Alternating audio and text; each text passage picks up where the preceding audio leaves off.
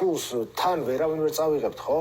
ეს ივანიშვილი ამ ცხოვრების მიწურულს რომ მხოლოდ ფულზე არის ორიენტირებული, ეს ხო ანუ აბსურდია ჩემ მე ვერ ხვდები მაგალითად აი რამდენი ადამიანი უნდა დაიჭირონ რომ კმაყოფილი იყოს, ანუ ყველა უნდა გაჩუმდეს, რამდენი ფული უნდა წაიღოს, რამდენი მიწა უნდა რამდენი ხე უნდა დაიდგას, ანუ სად გადის ზღვარი, რა უნდა ვიღაცას რაღაც უნდა რომ დაანახოს, რომ ყველაზე დიდი ხეები, ყველაზე ბევრი ცხოველები ყავს, ყველაზე მეტი ფული აქვს და ამაში რამდენი ადამიანი უნდა დატანჯოს. ან გამოვიდეს ვისეჯიბრება, ან გამოვიდეს და თქვას, რომ მომეცით 3 მილიარდი დოლარი და დაგანებებთ თავს და შეიძლება დადოს ამ ქვეყნის მოსახლეობამ რაღაც 500 ლარი თუ 1000 ლარი, რომ ოღონდაც ეს კაცი გაისტუმროს და თავისუფლება გამოისყიდოს ამ ადამიანისგან. რა უნდა გაგვაგებინოს?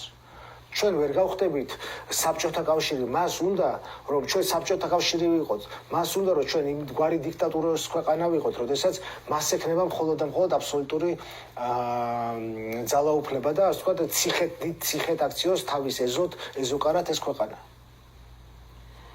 ანუ ეს ავანტყოფური მენტალიტეტი არის, იგივე რუსი თუ ბელორუსი ლიდერები იქნებიან.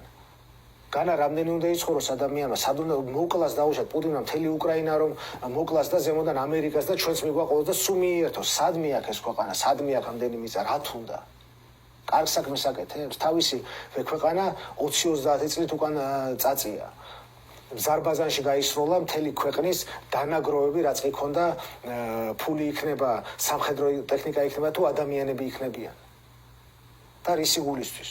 რო აჩვენოს რომ ზელენსკიზე მაგარია, უკრაინელებზე მაგარია? ეს ხომ აბსურდი არის. ზელენსკის ეჯიბრება თქვენ? ან შეიძლება სიძინბის ეჯიბრება.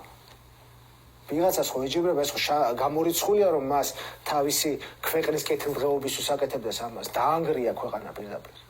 როგორც ივანიშვილმა დაანგრია, ანგრევს ქვეყანას. თელ ჩვენ 30 წლის განმავლობაში ანგრევს. იქნებ პუტინს ეჯიბრება. არ ვიცი ვისაც უნდა შეეჯიბროს, ხალხს თავი დაანებოს. ადამიანებს მიცეს ნორმალურად ცხოვრების საშუალება, ბავშვებს დაანებოს თავი. ქუჩა ნუ ცემენ ბავშვებს. აი რა შეცვლის მაგ ქცევას? სამწუხაროდ ვერაფერი. სამწუხაროდ მის გონებაში იმდენად არეული არის რეალობის გზნობა და იმდენად მისი ეგო არის ყველაფერზე დაგანებული, რომ მას თავისი აზრი გონია მხოლოდ ერთადერთი ჭეშმარიტება და იმ ჭეშმარიტების გარშემო აწყობს მთელ ყველაფერს დანარჩენს.